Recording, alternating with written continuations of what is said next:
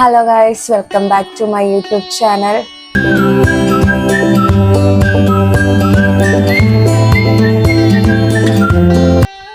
Happy Onam to all. രാവിലെ ആയിട്ടുണ്ട്. ഞാൻ വിചാരിച്ചൊരു ഓണം വ്ലോഗ് തന്നെ എടുക്കാന്ന്. ബിക്കോസ് ദ മെയിൻ റീസൺ എന്ന് പറയുന്നത് എനിക്ക് ഓണം ഭയങ്കര സ്പെഷ്യലാണ്. അതുകൊണ്ട് തന്നെ ഞാൻ വിചാരിച്ചു ഇൻട്രസ്റ്റിംഗ് ആയിട്ടുള്ള കുറെ ഫുട്ടേജസ് എടുത്ത് വെക്കാം. എനിക്ക് തന്നെ ഫ്യൂച്ചറിൽ എടുത്തു വെച്ച് നോക്കുമ്പോൾ ഒരു ഹാപ്പിനെസ് ആയിരിക്കുമല്ലോ എന്ന് കരുതിക്കൊണ്ട് തന്നെയാണ്. അപ്പം ഹാപ്പി ഓണം ടു ഓൾ. അപ്പം ഇനി രാവിലെ ഇപ്പം ഞാൻ എണ്ണീറ്റേ ഉള്ളു. നമുക്ക് മെയിൻ പരിപാടി ഉണ്ട്. എനിക്കൊന്ന് ഫ്രഷ് ആവണം, അത്തപ്പൂ ഇടണം, ബാക്കിയുള്ള കാര്യങ്ങളൊക്കെ വഴിയെ ഞാൻ കാണിക്കുന്നതായിരിക്കും. പൂക്കളൊക്കെ നമ്മൾ മുൻകൂട്ടി തന്നെ മേടിച്ച് വെച്ചിട്ടുണ്ടായിരുന്നു. അപ്പം ഇനി അതെല്ലാം ഒന്ന് ഇറുക്കണം. പൂക്കളെല്ലാം ഇറുത്തതിന് ശേഷം അത്തപ്പൂ ഇടണം. അപ്പൊ അത്തപ്പൂ ഇടുമ്പം എനിക്ക് ഡ്രസ്സൊക്കെ ഒന്ന് ചേഞ്ച് ചെയ്യണം, കുളിക്കണം. എന്നിട്ട് അതെല്ലാം കഴിഞ്ഞിട്ട് വരാം കേട്ടോ. അങ്ങനെ കുളിയൊക്കെ കഴിഞ്ഞു. ഇനി നമുക്ക് അത്തപ്പൂ ഇടാം.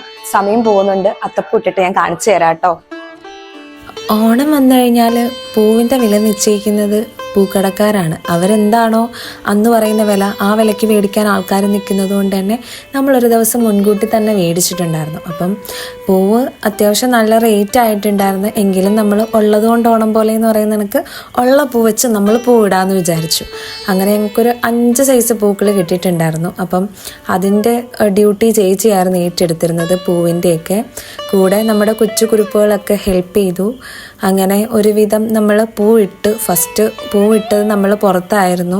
കുറച്ച് കഴിഞ്ഞപ്പോഴത്തേക്ക് മഴ പെയ്തു. അങ്ങനെ പിന്നെ ഞങ്ങൾ അതങ്ങ് കുറച്ച് അകത്തോട്ടാക്കി. കാരണം ഫോട്ടോയും കാര്യങ്ങളൊക്കെ എടുക്കാനുള്ളത് കൊണ്ട് തന്നെ നമ്മൾ കുറച്ച് അകത്തോട്ടാക്കി ഇട്ടതാണ്. അങ്ങനെ അത്തപ്പൂ അത്യാവശ്യം നല്ല രീതിയിൽ തന്നെ കുഴപ്പമില്ലാതെ, വലിയ ആഡംബരമായ ഡിസൈൻ ഒന്നും ഇല്ലെങ്കിലും ചെറിയൊരു ഡിസൈൻ നമ്മളെ കൊണ്ട് പറ്റുന്ന രീതിയിൽ നമ്മൾ ചെയ്തു. എനിക്ക് തോന്നുന്നു കഴിഞ്ഞ പ്രാവശ്യം ഞങ്ങൾ ഇതിലും വലിയ അത്തപ്പൂവായിരുന്നു ഇട്ടിരുന്നത്. ഈ പ്രാവശ്യം കുറച്ച് ചെറുതായിപ്പോയി, എങ്കിലും കുഴപ്പമില്ല. നല്ലൊരു അത്തപ്പൂക്കളം തന്നെയായിരുന്നു ഇട്ടിരുന്നത്. അപ്പോഴത്തേക്ക് അമ്മ അടുക്കളയിൽ സദ്യക്കുള്ള പ്രിപ്പറേഷൻ ആയിരുന്നു. അങ്ങനെ ഞങ്ങളുടെ അത്തപ്പൂവിൻ്റെ ഏകദേശം ഒരു ഫൈനൽ ലുക്കിലോട്ട് എത്തിയിട്ടുണ്ട്. രണ്ട് സൈഡിൽ നല്ല മഴയും പെയ്യുന്നുണ്ട്. ഇതാണ് നമ്മുടെ അത്തപ്പൂവ്. അപ്പം എൻ്റെ ഓണ ഡ്രസ്സ് എന്ന് പറയുന്നത് ഇതാണ്. ഫുൾ ഞാൻ കാണിക്കാം കേട്ടോ. ഞാൻ ഫുൾ ലെങ്ത്തിൽ കാണിക്കാം. ഒരു ടോപ്പ് ആക്ച്വലി ഗുരുവായൂർ അമ്പലത്തിൽ പോകാൻ വേണ്ടിയിട്ട് തയ്ച്ചിരുന്നതായിരുന്നു. പക്ഷെ അൺഫോർച്ചുനേറ്റ്ലി എനിക്ക് അന്ന് ഗുരുവായൂരിൽ എനിക്ക് പോകാനായിട്ട് പറ്റിയില്ല. അപ്പൊ പിന്നെ ഞാൻ ഈ ഒരു ഡ്രസ്സ് മാറ്റി വെച്ചിരുന്നു. ഓണത്തിന് ഇടാം, എന്തായാലും നമ്മൾ ഓണത്തിൽ അമ്പലത്തിൽ പോകും, അപ്പൊ അങ്ങനെ ഇടാന്ന് വിചാരിച്ചിരുന്നു. ആൻഡ് ഈ ഒരു മാല കണ്ടോ, ഇത് ഞാൻ തന്നെ ചെയ്തതാണ്. ഇതിന്റെ വീഡിയോ ഉടനെ തന്നെ വരുന്നതാണ്. നമ്മുടെ ജ്വൽസ് ബൈ കായുലിൽ ഇത് അപ്ഡേറ്റ് ചെയ്യുന്നതായിരിക്കും. വളരെ സിമ്പിൾ ആയിട്ടുള്ള ഒരു മാലയാണ് കേട്ടോ. ഞാൻ റെഡി ആയിട്ടുണ്ട്. ഇനി നമുക്ക് ഫുഡും കാര്യങ്ങളും ഒക്കെ കഴിക്കണം. ഞാൻ തുടക്കത്തിൽ പറഞ്ഞിട്ടില്ലായിരുന്നോ, ഈ ഒരു ഓണം എനിക്ക് സ്പെഷ്യലാണ്. അതുകൊണ്ട് തന്നെ സദ്യയിലുള്ള കറികളുടെ എണ്ണം കുറച്ച് കൂടുതലായിരുന്നു. അതും എനിക്കിഷ്ടപ്പെട്ടത് തന്നെയായിരുന്നു കൂടുതലും അതിനകത്തുണ്ടായിരുന്നതും. എല്ലാം ക്രെഡിറ്റ് അമ്മയ്ക്ക് തന്നെ കൊടുക്കാം. അമ്മയാണ് രാവിലെ തൊട്ടെല്ലാം ചെയ്തത്, പാവം.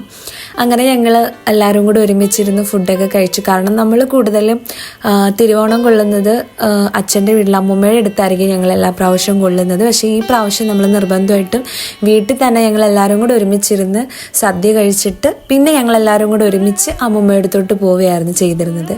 എനിക്കിത് ഭയങ്കര സന്തോഷമായിരുന്നു. ഈ പ്രാവശ്യത്തെ ഓണം എന്ന് പറയുന്നത് ഭയങ്കര സന്തോഷമായിരുന്നു, പറഞ്ഞറിയിക്കാൻ പറ്റത്തില്ല. ഞാനിപ്പോൾ ഈ വോയിസ് ഓവർ കൊടുക്കുമ്പോഴും ഇതൊക്കെ കാണുമ്പോഴും എനിക്ക് ഭയങ്കര സന്തോഷമാണ്.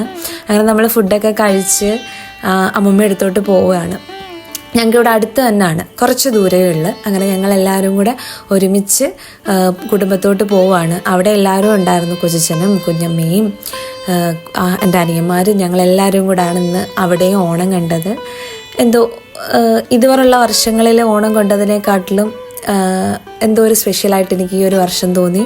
ഭയങ്കര സന്തോഷം തോന്നി. എല്ലാവരും കൂടെ ഒരുമിച്ചിരുന്ന് സന്തോഷത്തോടെ കാര്യങ്ങളൊക്കെ പറഞ്ഞാണ് നമ്മൾ സദ്യ കഴിച്ചത്. അമ്മൂമ്മയുടെ വീടിൻ്റെ അടുത്ത് തന്നെ നമുക്ക് അവിടെ അമ്പലമുണ്ട്, ശിവക്ഷേത്രമുണ്ട്. അവിടുത്തെ അറ്റ്മോസ്ഫിയറേ നല്ല രസമായിരുന്നു. അമ്പലമുള്ള ഒരു പരിസരം അറിയാമായിരിക്കുമല്ലോ.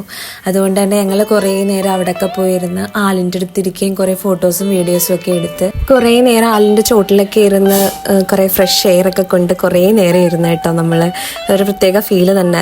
അതിന് പാപ്പൂനാണെങ്കിൽ കിട്ടിയ ചാൻസ് ഫുള്ള് മൊത്തം അവൻ ഓടി തകർത്ത്. ഇതെൻ്റെ അനിയനാണ്, എൻ്റെ കൊച്ചച്ഛൻ്റെ മോനാണ്. അപ്പം ഞങ്ങൾ അതിൻ്റെ ഇടയ്ക്കൂടെ കുറച്ച് സ്ഥലത്ത് ഞാനും അച്ഛനും അവനും കൂടെ ഒന്ന് പോയിട്ടുണ്ടായിരുന്നു. അങ്ങനെയുള്ള കുറച്ച് ഫുട്ടേജസ് ആയിരുന്നു ഇത്.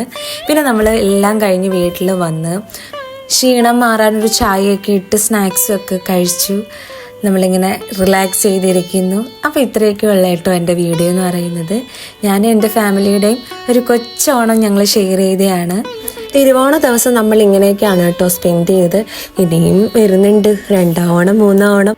നിങ്ങളുടെ ഈ പ്രാവശ്യത്തെ ഓണം എങ്ങനെയൊക്കെ ആയിരുന്നു എന്നുള്ളതൊന്ന് കമൻറ്റ് ചെയ്യണേ. എൻ്റെ ഓണം എന്തായാലും അടിപൊളിയായിരുന്നു, ഭയങ്കര ഹാപ്പി ആയിരുന്നു ഞാൻ. അപ്പോൾ എല്ലാവർക്കും എൻ്റെ ഹൃദയം നിറഞ്ഞ ഓണാശംസകൾ. ബായ്.